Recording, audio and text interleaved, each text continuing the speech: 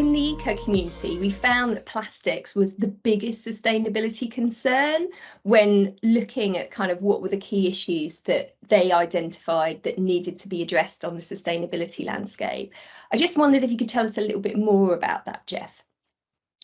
Yeah, so we asked our community initially which issues in sustainability were most important to them. And we got an initial list back from them, which we then allowed the community to vote on. And plastics came out number one of a long list of important issues. And when we analysed some of the findings we got back as to what was driving that, one, it's definitely being driven by a lot of the high-profile campaigns and initiatives that happened around the year. And that's a bit of a double-edged sword. So it's great that people are now aware of it and trying to do something about it. But does it mean that we're focusing purely on one issue when we know there are so many? But there's reality of the challenges we face. I think the other thing that came through loud and clear from the community was a sense of just how pervasive plastics is in their life. People are beginning to realise that it's everywhere. You can't get away from it, and so there is a real sense now that we have to face up to this issue because it is so big, and consumers realise that. I think thirdly, there's just a plea for help from consumers because it is such a complex, confusing space that, what do I do? What is the right thing to do?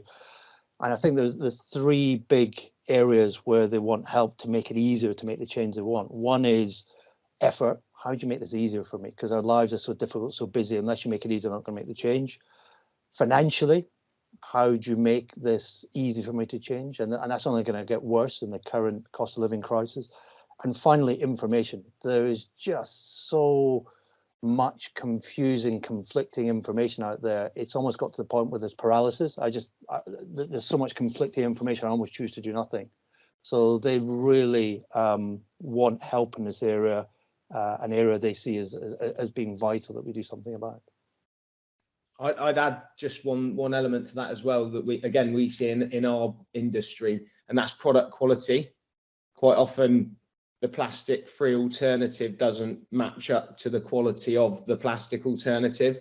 And in chewing gum, for example, one player's dominated the market for a long time. Consumers have really kind of deeply entrenched views as to what the product should deliver from them from a taste, fresh breath, healthy mouth perspective.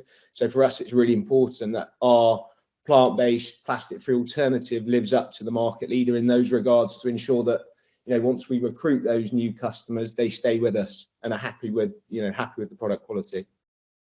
We also had a project. We did a pilot with Asda Unilever about reuse in the past months, and it's very interesting because the results are matching what Jeff was saying. So there are some points like how economic it is to go for the reuse packaging rather than the normal packaging. Is it actually cheaper? Sometimes it's not cheaper, it's just a choice that the consumer has to do. And then they were trying to put in place some actions to remediate for the barriers that existed. And we saw that the presence of very clear messaging was doing a lot of difference. The presence of people in the shop helping you was really one of the major factors for the success of the reuse. I think the thing that I just add as well to this in terms of an alternative way to look at this is often in research we see plastics and climate change as kind of really top issues. So yes, we've got plastic as a challenge. Many of the people who are watching this today will be part of an organisation that's making science-based targets or reporting on carbon. And in many instances, plastic, although it's a fossil-derived material, it will very often give you one of the lower carbon footprints compared to alternatives like paper, glass and aluminium. Some of them, glass can often be one of the highest sort of impacts.